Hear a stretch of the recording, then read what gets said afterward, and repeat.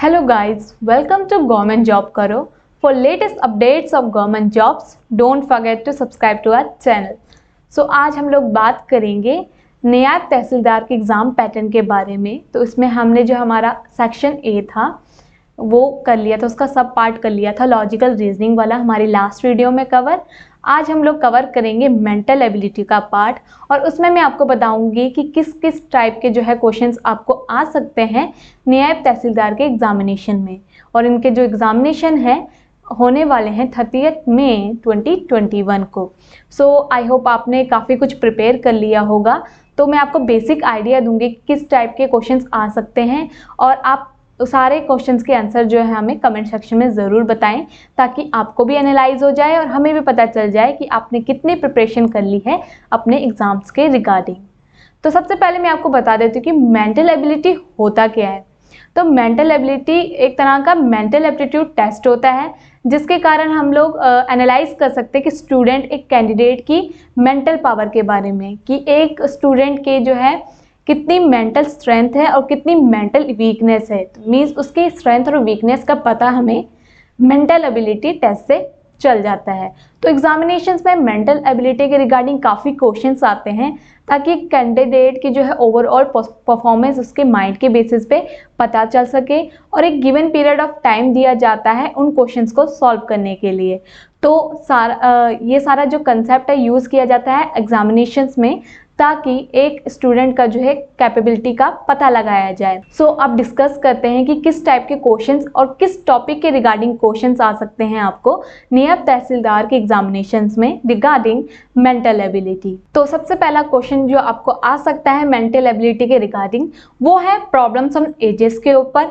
तो क्वेश्चंस है जैसे कि Arun is 2 years older than Bharat, who is twice as old as Charat. If the total of the ages of Arun, Bharat and Charat be 27, then how old is Bharat?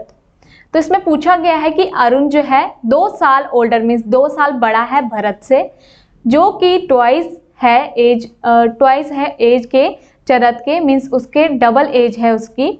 और अगर बात करें कि अरुण, भरत और चरत तीनों की एज का अगर एडिशन करें मीन्स इन तीनों का सम करें तो इनकी एज जो है इक्वल टू 27 होती है। तो अब बताएं कि भरत की एज कितनी होगी। तो इसमें ऑप्शंस आपको दिए होंगे जैसे कि 10 years, 12 years, 15 years, 13 years और 11 years। सो इसका आंसर हमें कमेंट सेक्शन में ज़रूर बताएं। इसको एक बार अच्छे से रीड आउट करके देखें। सो नेक्स्ट क्वेश्चन जो है आपके आ सकता है टाइम एंड डिस्टेंस के बेसिस पे। तो इनके रिगार्डिंग जो क्वेश्चन है वो इस टाइप के आ सकते हैं जैसे कि अ train can travel 50% faster than a car. एक ट्रेन जो है वो 50% ज़्यादा स्पीड से चल सकती है, मतलब 50% ज़्यादा कवर कर सकती है देन अ कार मीन्स एक कार से ज़्यादा। Both start from point A at the same time and reach point B. ठीक है, तो दोनों ने ट्रैवल करना एक साथ स्टार्ट किया पॉइंट ए से और एक ही सेम टाइम पे उन्होंने चलना स्टार्ट किया और पॉइंट बी में पहुंचे 75 kilometres away from A at the same time. और जो पॉइंट बी था वो ए पॉइंट से 75 किलोमीटर दूर था। On the way however the train lost about 12.5 minutes while stopping at the stations. The speed of the car is। और इसमें बताया गया है कि जो ट्रेन है वो बीच में स्टेशंस पे भी रुकी, जिसके कारण उसका 12.5 मिनट्स का जो टाइम था वो लॉस हो गया, मीन्स इतना उसको कवर अप नहीं करने के लिए मिला। लेकिन कार ने जो थी वो कहीं पर भी नहीं रुकी। तो उसकी स्पीड बताएं। इसमें ऑप्शन दिए गए हैं 100 kilometre per hour, 110 kilometre per hour, C 120 kilometre per hour और डी 130 किलोमीटर पर आवर। तो इस टाइप के क्वेश्चंस आ सकते हैं आपको टाइम एंड डिस्टेंस के बेसिस पे। देन नेक्स्ट लॉगरिथम के बेसिस पे कैसे क्वेश्चंस आ सकते हैं आपको मेंटल एबिलिटी के, जैसे कि if log 27 equals to 1.431 then the value of log 9 is. अगर log 27 की वैल्यू है 1.431 तो log 9 की वैल्यू क्या हो सकती है। इसमें आपको ऑप्शन दिए गए हैं A 0.934, B 0.945, C 0.954 and D 0.958। Then आपको आ सकते हैं एलिगेशन और मिक्सचर के बेसिस पे क्वेश्चंस। ये इस टाइप के क्वेश्चंस आ सकते हैं जैसे कि cost of two types of pulses is ₹15 and 20 पर केजी। ठीक है, दो टाइप के क्रॉप्स जो है प्रेजेंट है, मीन दो तरह के अनाज जो है वो प्रेजेंट है, जिनकी कॉस्ट है 15 और 20 kg, मीन्स एक की 15 kg है, दूसरे की 20 kg है। If both the pulses are mix together in the ratio 2:3, अगर दोनों ही पल्सेस को एक साथ मिक्स किया गया 2:3 के रेशियो में, then what should be the price of mix variety of pulses per KG.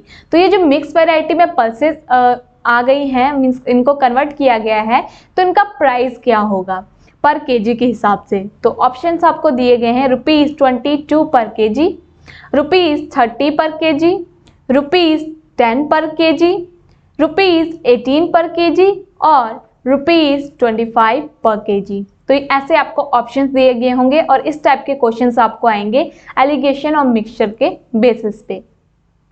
Then next, probability के बेसिस पे काफ़ी क्वेश्चंस आते हैं। ऐसे इस टाइप के क्वेश्चंस ऐसे होते हैं जैसे कि 2 cards are drawn at random from a pack of 52 cards, कि दो कार्ड्स जो हैं 52 कार्ड्स होते हैं टोटल, उनमें से दो कार्ड्स रैंडमली ऐसे निकाले गए। What is the probability that either both are black or both are queen.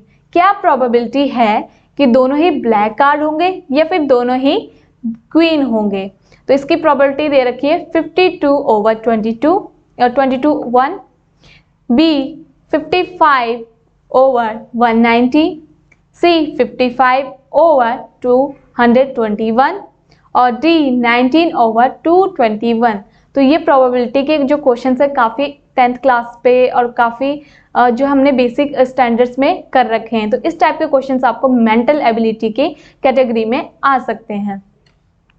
Then simplification, जो कि 10th में काफ़ी ज़्यादा आप लोगों ने की होगी, तो इस रिगार्डिंग भी काफ़ी क्वेश्चंस आते हैं मेंटल एबिलिटी में, जैसे कि simplify x+1 over x-1 plus x-1 over x+1 minus bracket 2x⁻² minus 2 bracket close over x⁻² plus 1।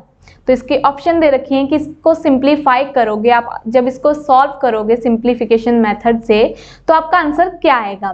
तो आपको ऑप्शन दिए गए 4x⁴ प्लस 1, सेकेंड ऑप्शन दिया गया है 8x⁻² over x⁻4 minus 1, C third 1, fourth 4x⁻² plus 2 over x⁻4 minus 1। तो इनमें से आपको ऑप्शन चूज करने हैं। सबसे पहले आपको इस सिंप्लीफाई मेथड से सॉल्व करना होगा, उसके बेसिस पे ही आपका आंसर जो है निकल सकता है। देन रेशियो प्रोपोर्शन के ऊपर भी काफ़ी क्वेश्चंस आते हैं मेंटल एबिलिटी पे, जैसे कि a sum of money is to be distributed among A, B, C, D in the proportion of 5:2:4:3। तो मीन्स कि एक अमाउंट है मनी की, वो 4 लोगों में बांटी जा रही है, जो है A, B, C और D, और इनकी जो रेशियो है बांटने की, A को मिल रहा है 5, B को 2, C को 4 और D को 3। If C gets ₹1000 more than D, अगर C को जो है 1000 मीन्स 1000 रुपीज ज़्यादा मिल रहे हैं D से, what is B's amount, means B को कितनी मनी मिली है। तो A ₹500, B ₹1500, C ₹2000 और नन ऑफ दीज। तो इस टाइप के क्वेश्चंस आपको आ सकते हैं रेशियो प्रोपोर्शन के ऊपर। देन नेक्स्ट टॉपिक है problems on HCF and LCM। काफ़ी बेसिक ये टॉपिक है और काफ़ी लोगों को ये इजी भी लगता है, तो ये काफ़ी अच्छे से आप अटेम्प्ट भी कर सकते हो। तो इसके क्वेश्चंस आपको आ सकते हैं इस प्रकार से, जैसे कि the greatest number of 4 digit which is divisible by 15, 25, 40 and 75 is. ऐसा ग्रेटेस्ट नंबर बताना है 4 डिजिट का, जो कि इन जो 4 ये नंबर दे रखे हैं 15, 25, 40 और 75 से डिविजल मीन्स डिवाइड हो सके, तो वो कौन सा नंबर हो सकता है। तो उसमें आपको 4 ऑप्शंस दिए गए होंगे। सबसे पहला 9000, B 9400, C 9600 और D 9800। तो इनमें से आपको एक ऑप्शन चूज करना है। देन आपको आ सकता है बैंकर्स डिस्काउंट के ऊपर टॉपिक्स, और इसमें इस टाइप के क्वेश्चंस आते हैं, जैसे कि a man purchase a cow for ₹3,000 and sold it the same day for ₹3,600, allowing the buyer a credit of 2 years. If the rate of interest be 10% per annum, then the man has a gain of, एक man है, ठीक है, means एक आदमी है, उसने purchase की गायें ₹3,000 को, और उसी ही दिन सेम डे जिस दिन उसने परचेज की थी काऊ को, उसी दिन उसने बेच दी एक दूसरे पर्सन को, और ये उसने बेची 3600 में, और उसके बाद उसने जो बेची थी दूसरे पर्सन को वो क्रेडिट में बेची 2 ईयर्स के इंटरेस्ट के साथ, और जो इंटरेस्ट रेट था वो था 10% पर एनम, मीन्स हर साल 10% जो है इंक्रीज हो रहा था, मीन्स 2 ईयर्स में जो है 20% उसको देना पड़ता। तो जो मैन है, जिस आदमी ने बेचा है, उसको कितना प्रॉफिट हुआ होगा? तो इसमें ऑप्शंस आपको दिए गए हैं 4, 0%, 2 5%, 3 7.5% का प्रॉफिट हुआ है, या फिर 4 10% का। तो ये आपको ये पूरा एनालाइज करके इसका आंसर हमें कमेंट सेक्शन में ज़रूर बताना है। देन आपको पार्टनरशिप बेसिस पे भी काफ़ी क्वेश्चन आ सकते हैं, जैसे कि A and B invest in a business in the ratio 3:2। A और बी पार्टनर्स हैं, उन्होंने अपने बिजनेस में इन्वेस्ट किया इन द रेशियो 3:2 में। If 5% of the total profit goes to charity and A's share is ₹855, the total profit is, और इसमें बताया गया कि जो 5% हिस्सा है पूरे प्रॉफिट का, टोटल प्रॉफिट का, वो जाता है चैरिटी में, और जिसमें से, और इसी में से बचा हुआ ए का जो शेयर है वो है ₹855 का। तो टोटल प्रॉफिट की अमाउंट कितनी होगी? ₹142 हो सकती है, बी ₹150, या सी ₹153, और साथ के साथ डी ₹1576। तो ये आपको पूरा कैलकुलेशंस करके इसका आंसर निकालना होगा। देन आपको आ सकते हैं एवरेज के बेसिस पे भी काफ़ी क्वेश्चंस आते हैं, जैसे कि the average runs of a cricket player of 10 innings was 32. How many runs must he make in his next inning so as to increase his average of runs by 4? तो ये cricket के basis पे average आया है आपका, जैसे कि एक एवरेज रन, एक क्रिकेट प्लेयर है, उसकी जो एवरेज रन है 10 इनिंग में वो 32 थे टोटल, ठीक है, उसको कितने और रन जो है अपनी नेक्स्ट इनिंग जो दूसरा उसका मैच होगा उसमें लेने होंगे ताकि वो इंक्रीज कर सके अपने रन को bye 4।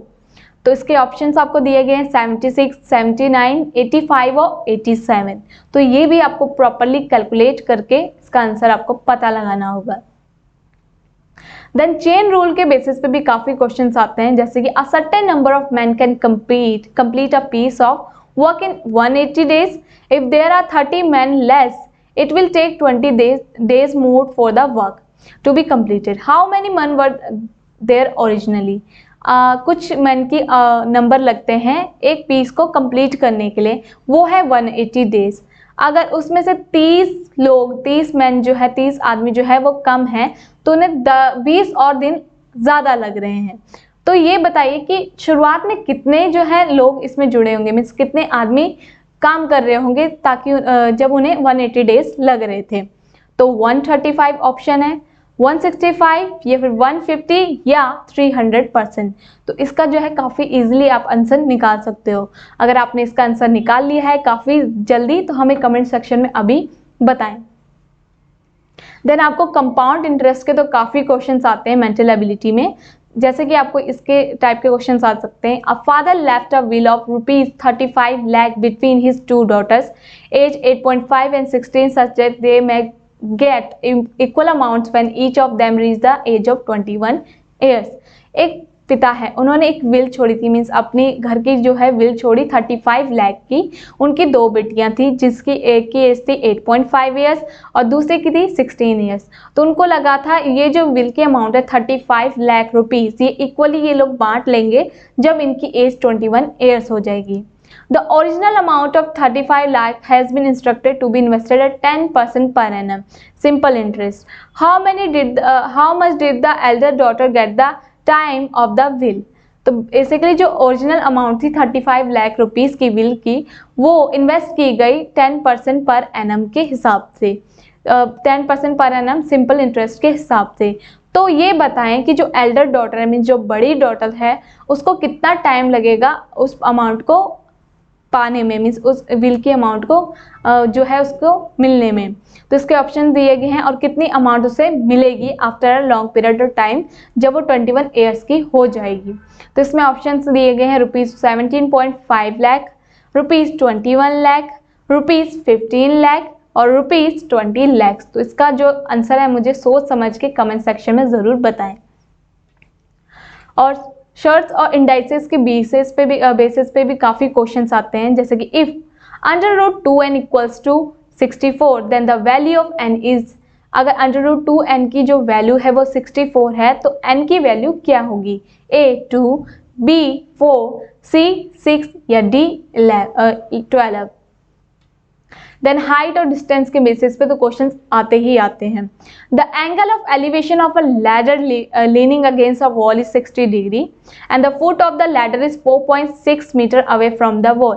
The length of the ladder is, अगर जो एंगल बिटवीन क्रिएट हो रहा है जो वॉल और जो फुट है उसके लैडर के बीच में 60 डिग्री का एंगल क्रिएट हो रहा है और जो फुट है लैडर का वो 4.6 मीटर अवे है दीवार से, तो लेंथ ऑफ द लैडर क्या होगी? मीन्स वो जो लैडर है उसकी लेंथ क्या हो सकती है?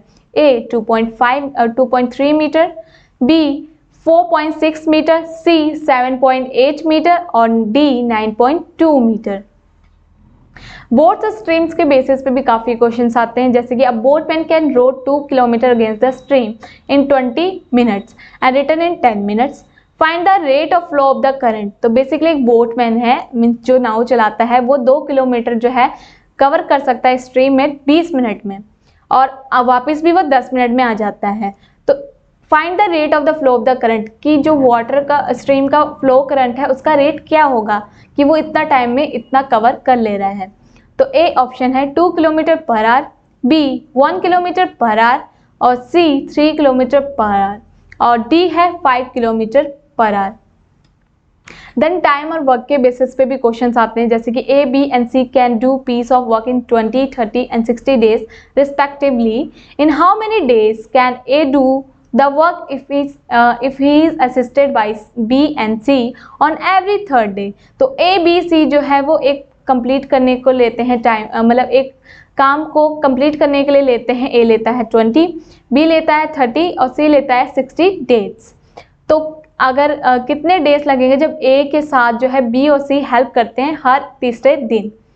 तो ऑप्शंस दिए गए हैं आपको 12 days, B 15 days, C 16 days और D 18 डेज।